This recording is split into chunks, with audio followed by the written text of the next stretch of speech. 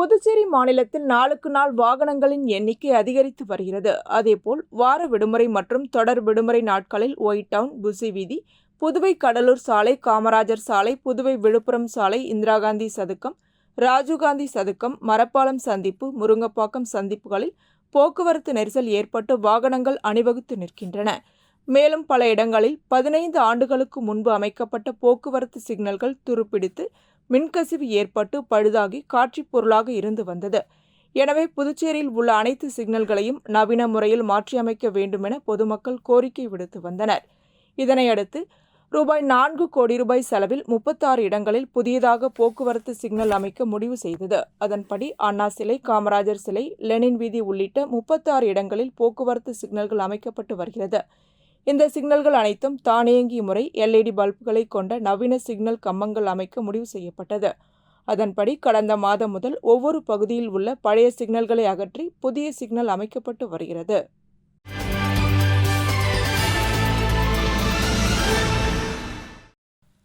அரியாங்குப்பம் தொகுதிக்குட்பட்ட முருங்கப்பாக்கம், மகாலட்சுமி நகர், முத்துலட்சுமி நகர் ஆகிய பகுதிகளில் கருங்கல் சாலை அமைப்பதற்காக கடந்த 6 மாதங்களுக்கு முன்பு புதுச்சேரி நகராட்சி மூலம் சட்டமன்ற உறுப்பினர் தொகுதி மேம்பாட்டு நிதியிலிருந்து ₹23,86,000 செலவில் பூமி பூஜை செய்து சாலை அமைப்பதற்கான பணிகள் தொடங்கி நடைபெற்று வருகின்றன.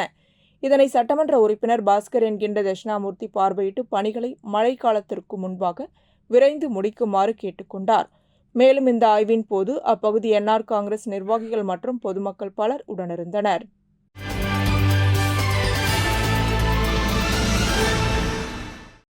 வில்லியனூர் தெற்கு வருவாய் துணை மாவட்ட ஆட்சியர் சோமசேகர அப்பாராவ் கொட்டாரு தலைமையில் வருவாய் தெற்கு பகுதிக்குட்பட்ட பொது சாலைகளில் நிரந்தர நீக்கம் மற்றும் தற்காலிக ஆக்கிரமிப்புகள் அகற்றும் பணி துவங்கியது.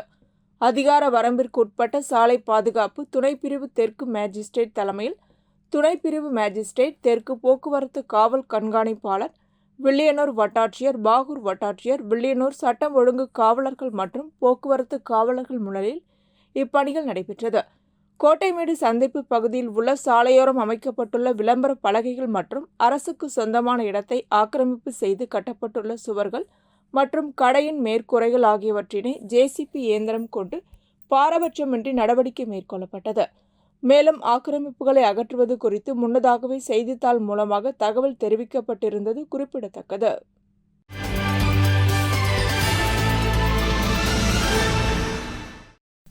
கவிஞரேறு வாணிதாசனார் புதுச்சேரிக்கு பெருமை சேர்த்த கவிஞர் பெருமக்களுள் மிகவும் முக்கியமானவர்.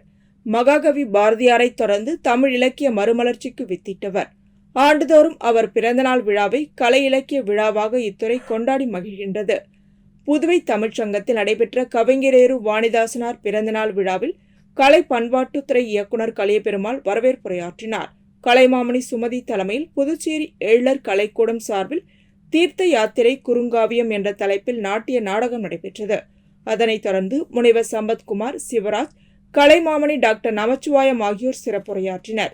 முன்னதாக ஜனார்த்தனன் தலைமையிலான ஜனரஞ்சனி இசைக்குழுவினர் கவிஞர் வாணிதாசனின் பாடல்களை இசையமைத்து பாடினர். கவிஞரேறு வாணிதாசன் கவிதைகள் குறித்து பேச்சு, மனப்பாடம் மற்றும் கட்டுரை போட்டிகளில் வெற்றி பெற்ற பள்ளி மாணவ மாணவியர்களுக்கு பரிசும் சான்றிதழும் வழங்கப்பட்டது. இந்நிகழ்ச்சிகளுக்கான ஏற்பாடுகளை ஆசிரியர் அருளரசன் செய்திருந்தார்.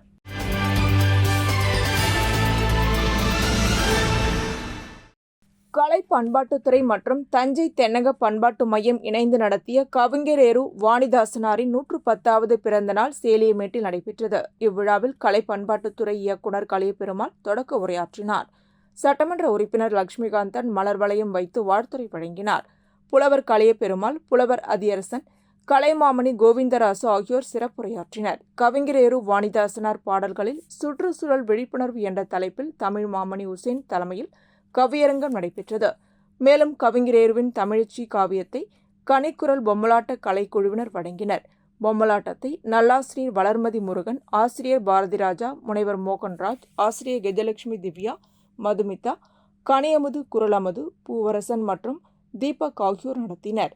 விழாவின் நிறைவாக மாணவர்களுக்கு சான்றிதழும் நினைவு பரிசுகளும் வழங்கப்பட்டது.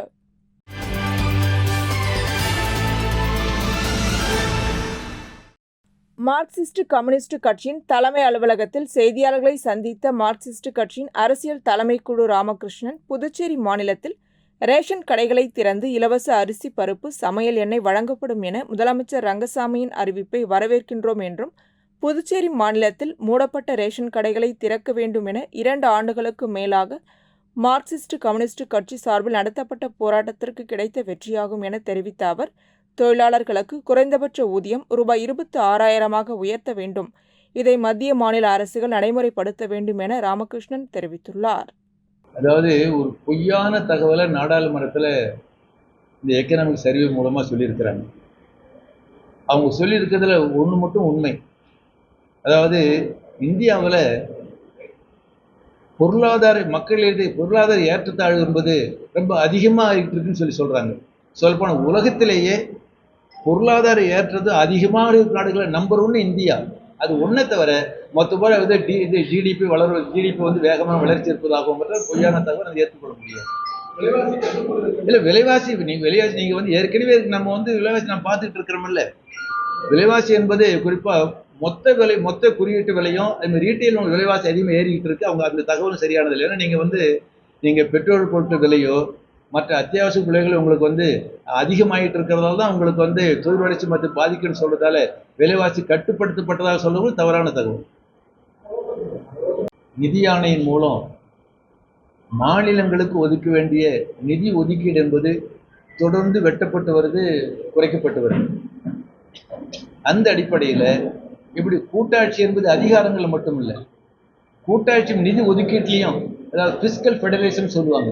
அப்போ நிதி ஒதுக்கீட்லையும் மத்திய அரசாங்கம் மாநிலங்களுக்கு சேர வேண்டிய தொகையை நிதி ஒதுக்கீடு செய்ய வேண்டும் என்பதுதான் மார்க்சிஸ்ட் கட்சி பொறுத்தவரை ஒட்டுமொத்த வரி வருவாயில 50% வந்து மாநிலங்களுக்கு ஒதுக்கீடு செய்யும்.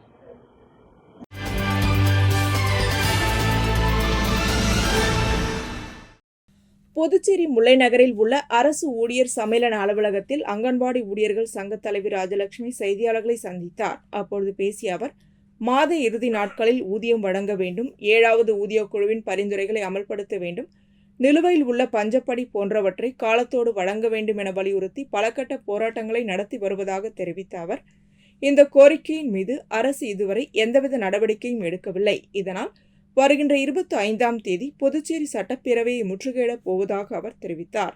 செய்தியாளர்கள் சந்திப்பின் போது அரசு ஊழியர் சம்மேளன கௌரவ தலைவர் பிரேமதாசன், பொதுச் செயலாளர் ராதாகிருஷ்ணன், செய்தி தொடர்பாளர் கலைமாமணி டாக்டர் நமச்சிவாயம், அங்கன்வாடி ஊழியர் சங்க செயலாளர் தமிழரசி, பொருளாளர் செல்வராணி, அமைப்பு செயலாளர் சத்யா உள்ளிட்ட நிர்வாகிகள் பலர் உடனிருந்தனர். எங்களை துரத்தி அடிக்கக்கூடிய ஒரு நிலையில் மிகவும் மோசமான நிலையில் இருக்கோம். நான் போராடி சம்பளத்தை வாங்கிட்டு இருக்கோம். வேற எந்த சலுகையும் நான் வாங்குறது. போனஸ் வந்து தொடர்ந்து எங்களுக்கு கொடுத்துட்டு இருந்தாங்க. போனஸ் எங்களுக்கு கொடுக்க வேண்டிய அனைத்து இதுவும் எங்களுக்கு இருக்கு. ஆனா இப்ப என்ன சொல்றாங்கன்னா, நிதி இல்லை, அதனால போனஸ் கொடுக்க முடியாது, அது இல்லாம நீங்க கார்பரேஷன்ல இருக்கீங்க அப்படின்ற ஒரு காரணத்தை காட்டி போனஸ் கொடுக்க மாட்டேங்கிறாங்க. டிஏவா இருந்தாலும் எதுவாக இருந்தாலும் எங்களுக்கு உயர்த்தும் போது உடனடியாக வழங்குவதே கிடையாது. அனைத்துக்குமே நாங்கள் போராட வேண்டிய நிலையில் இருக்கோம். பொதுமக்களுக்கு வேண்டிய உணவுப் பொருளாக இருந்தால் அனைத்துமே நாங்கள் போராடி வாங்கி போட வேண்டிய நிலையில் தான் தற்சமயம் அரசும் துறையும் இருக்கிறது என்பதை கூறிக்கொண்டு, இதுக்கெல்லாம் எங்களுக்கு ஒரு நல்ல ஒரு பதில் கிடைத்தால் நாங்கள் இந்த போராட்டத்தை செய்ய மாட்டோம். எங்களுடைய பணியை செம்மையாக செய்வோம்.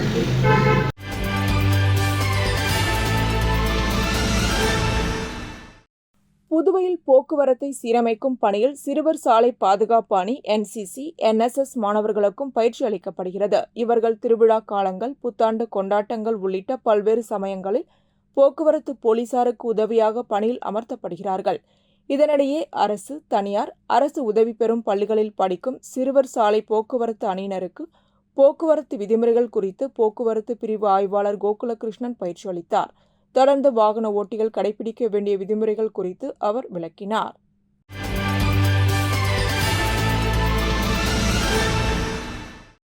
மதகடிப்பட்டில் எழுந்தருளி உள்ள அருள்மிகு ஸ்ரீ பூரண புஷ்ப கலாம்பிகா சமேத ஐயனாரப்பனுக்கு 21ஆம் ஆண்டு பிரம்மோற்சவ விழா நடைபெற்றது.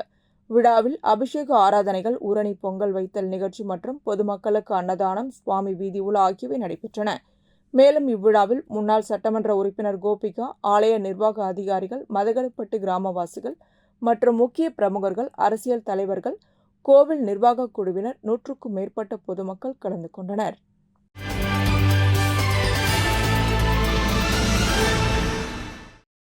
திண்டிவனம் இலுப்பத்தோப்பு ஸ்ரீ நாகமுத்து மாரியம்மன் ஆலய கூழ்வார்த்தல் விழாவை முன்னிட்டு அம்மனுக்கு அபிஷேகமும் அதனைத் தொடர்ந்து கரக வீதி உலாவும் பின்னர் கோவிலில் கூழ்வார்த்தல் மற்றும் அன்னதானமும் நடைபெற்றது. மூலவர் வண்ண மலர்களால் அலங்கரிக்கப்பட்டு வெள்ளி கவசத்துடன் அலங்காரம் செய்யப்பட்டார். புஷ்ப விமான வாகனத்தில் பூக்களால் அலங்கரிக்கப்பட்ட அம்மன் அமர்ந்தபடி பம்பை உடுக்கை நாதஸ்வரம் தவில் இசையுடன் வீதி உலா நடைபெற்றது. இதில் பக்தர்கள் கலந்து கொண்டு சுவாமி தரிசனம் செய்தனர்.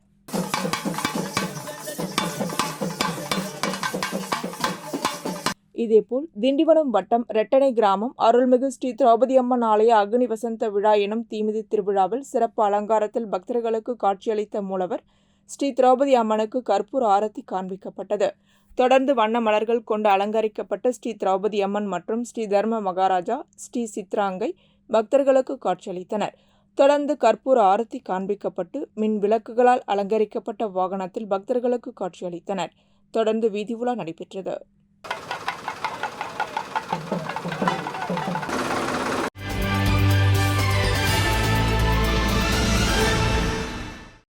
காரைக்கால் அடுத்துள்ள அம்பகரத்தூரில் ஸ்ரீ பத்ர காளியம்மன் ஆலயம் உள்ளது. இவ்வாலயத்தில் ஒவ்வொரு செவ்வாய் மற்றும் வெள்ளிக்கிழமைகளில் காரைக்கால் மட்டுமின்றி வெளியூர்களில் இருந்தும் பக்தர்கள் வந்து வழிபட்டு செல்வது வழக்கம்.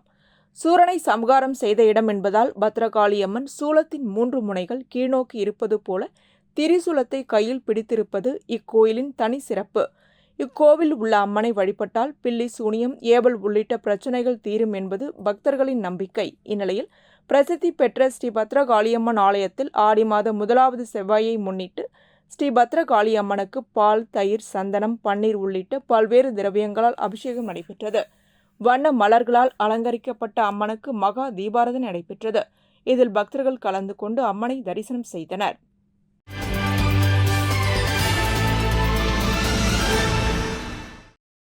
நெட்டப்பாக்கம் கம்பன் அரசு மேல்நிலைப் பள்ளியில் மாணவர்களுக்கு புதுச்சேரி அரசு கல்வித்துறை மூலம் வழங்கப்படும் மழையங்கி வழங்கும் நிகழ்ச்சி நடைபெற்றது. நிகழ்ச்சிக்கு பள்ளி துணை முதல்வர் தில்லைக்கண்ணு காமராஜ் தலைமை தாங்க ஆசிரியர் மணிமாறன் வரவேற்றார். பள்ளி தலைமை ஆசிரியர் ஜோஸ்பின் நிர்மலா முன்னிலை வகித்தார். இதில் சிறப்பு அழைப்பாளராக துணை சபாநாயகர் ராஜவேலு கலந்து கொண்டு மாணவர்களுக்கு இலவச மழை அங்கிகளை வழங்கினார்.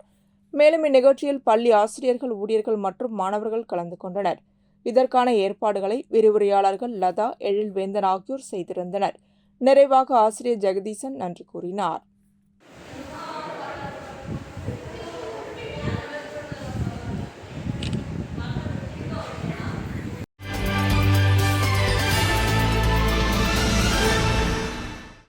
திண்டிவனம் அடுத்த ரெட்டனையில் மக்களுடன் முதல்வர் திட்ட சிறப்பு முகாம் நடைபெற்றது. மாவட்ட ஆட்சியர் பழனி தலைமையில் நடைபெற்ற இந்நிகழ்ச்சியில் அமைச்சர் செஞ்சி மஸ்தான் கலந்து கொண்டு பொதுமக்களிடத்தில் கோரிக்கை மனுக்களை பெற்று சிறப்புரையாற்றினார். அப்பொழுது அவர் தாய்மார்களின் சிரமத்தை உணர்ந்து மாணவர்கள் காலையில் பசியோடு கல்வி கற்க கூடாது என தாய் உள்ளத்தோடு தமிழக முதல்வர் ஸ்டாலின் காலை உணவு திட்டத்தை கொண்டு வந்தார் என கூறிய அவர் இந்த காலை உணவு திட்டத்தை தமிழகத்தில் உள்ள தாய்மார்கள் பாராட்டுவதாக தெரிவித்தார்.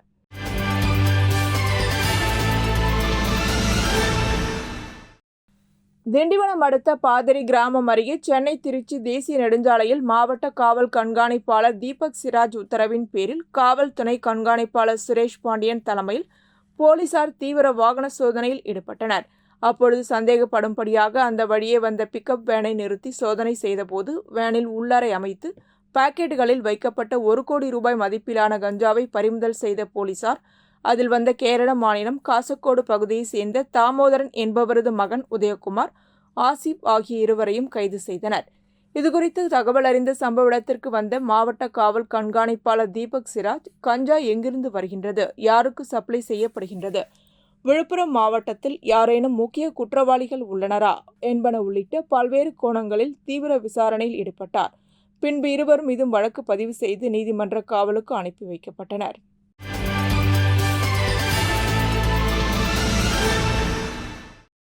புதுச்சேரி அரசு கால்நடை பராமரிப்புத்துறை மூலம் மேட்டுப்பாளையம் கால்நடை மருந்தகத்திற்கு உட்பட்ட தருமபுரி பகுதியில் கால்நடைகளுக்கு மலட்டுத்தன்மை கண்டறிந்து சிகிச்சை அளிக்கும் சிறப்பு முகாம் நடைபெற்றது.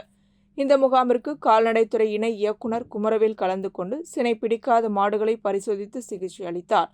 இந்த ஒருநாள் சிறப்பு முகாமிற்கு பகுதி கால்நடை மருத்துவர் ராணி முன்னிலை வகித்தார். கால்நடை மருத்துவர் சத்யபிரபா முகாமில் கலந்து கொண்ட கால்நடைகளுக்கு குடற்புழு நீக்கம் செய்து சினை பிடிப்பதற்கான தாது உப்புகளை வழங்கினார். இந்த முகாமில் 80க்கும் மேற்பட்ட கால்நடைகளுக்கு சிகிச்சை அளிக்கப்பட்டது. சிகிச்சை முகாமிற்கான ஏற்பாடுகளை மேட்டுப்பாளையம் கால்நடை மருந்தக ஊழியர்கள் ராஜசேகர் மற்றும் கனகசபை ஆகியோர் செய்திருந்தனர்.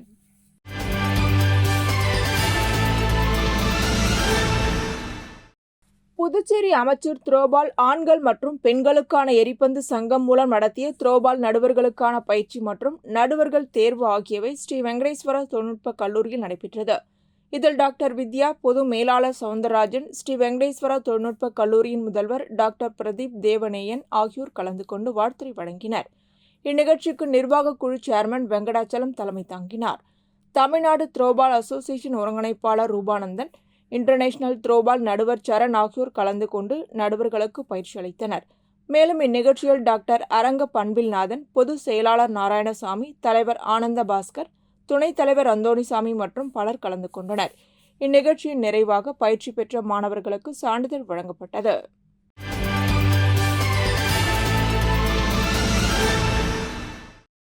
ஏஐடியுசி புதுச்சேரி மாநில தெருவோர வியாபாரிகள் தொழிலாளர்கள் நலச்சங்கம் சார்பில் பேரவை கூட்டம் மற்றும் உறுப்பினர்களுக்கு அடையாள அட்டை வழங்கும் நிகழ்வு சாய்பாபா திருமண மண்டபத்தில் நடைபெற்றது. நிகழ்ச்சிக்கு பொது செயலாளர் சேதுசெல்வம் தலைமை தாங்க நிர்வாகிகள் அந்தோணி, பாலா, கார்த்திகேயன் ஆகியோர் முன்னிலை வகித்தனர்.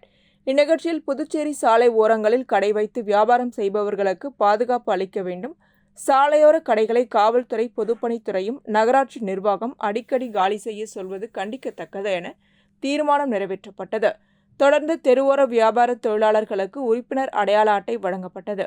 நிகழ்ச்சியில் தெருவோர வியாபார தொழிலாளர் நல சங்கத்தை சேர்ந்த நிர்வாகிகள், வியாபாரிகள் என அனைவரும் கலந்து கொண்டனர்.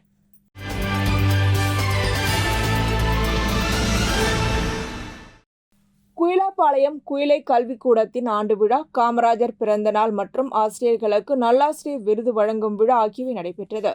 விழாவிற்கு சிறப்பு விருந்தினர்களாக சொன்னாம்பிகா துணை செயலாளர் பாஸ்கரன், லவ்லி கிட்ஸ் மழலையர் பள்ளி தாளாளர் ஜான் பீட்டர், ரிக்ஷா மாமா ஃபவுண்டேஷன் சத்யா, கராத்தே பயிற்சியாளர் சிவசங்கர், சமூக செயல்பாட்டாளர், கிராம நாட்டாமைகள், ஊராட்சி வார்டு உறுப்பினர்கள் ஆகியோர் கலந்து கொண்டனர். குயிலை கல்விக்கூடத்தில் நடைபெற்ற பல்வேறு போட்டிகளில் வெற்றி பெற்ற மாணவ மாணவிகளுக்கு பரிசுகள் வழங்கப்பட்டன. விழாவின் முக்கிய நிகழ்வாக கோட்டக்குப்பம் நகராட்சி மேல்நிலைப் பள்ளி ஓய்வு பெற்ற ஆசிரியர் பெருமக்களுக்கு நல்லாசிரியர் விருது மற்றும் சிறந்த சமூக பணியாற்றும் சமூக ஆர்வலர்களுக்கு சமூக சேவகர் விருது அளிக்கப்பட்டது. தொடர்ந்து மாணவ மாணவிகளின் தனித்திறனை வெளிப்படுத்தும் வகையில் நடைபெற்ற கலாச்சார கலை நிகழ்ச்சிகளை பொதுமக்கள் கண்டு ரசித்தனர். விழாவிற்கான ஏற்பாடுகளை குயிலை கல்விக்கூட ஆசிரியர்கள், மாணவ மாணவிகளின் பெற்றோர்கள் மற்றும் நிர்வாகிகள் ராம்குமார், கஜேந்திரன், செந்தில், ஆறுமுகம், செல்வம் ஆகியோர் செய்திருந்தனர்.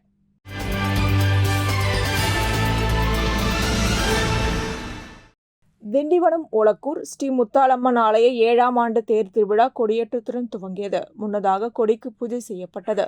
தேர் திருவிழாவை முன்னிட்டு ஆலய வளாகத்தில் கணபதி பூஜை, கொடிமரத்திற்கு பாலாபிஷேகம் செய்யப்பட்டு மகா தீபாராதனை காண்பிக்கப்பட்டது. பின்னர் மலர்களால் அலங்கரிக்கப்பட்ட ஸ்ரீ முத்தாலம்மன் அன்னபூரணி அலங்காரத்தில் சேஷ வாகனத்தில் வீதி உலா காட்சி நடைபெற்றது. இதில் திரளான பக்தர்கள் கலந்து கொண்டு சுவாமி தரிசனம் செய்தனர். விழாவின் முக்கிய நிகழ்வான திருத்தேர் உற்சவம் வரும் 26ஆம் தேதி நடைபெற உள்ளது குறிப்பிடத்தக்கது.